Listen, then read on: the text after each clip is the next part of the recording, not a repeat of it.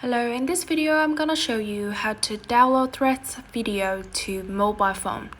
So first you need to get the link, tap to the three dot and copy link, and then go to the third party website sssthread.com.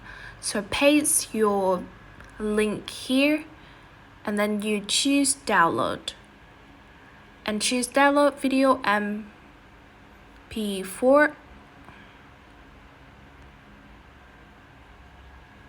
and you can choose save it to files or drive. I choose files and then go open in download, and you can see the video is already downloaded into your phone.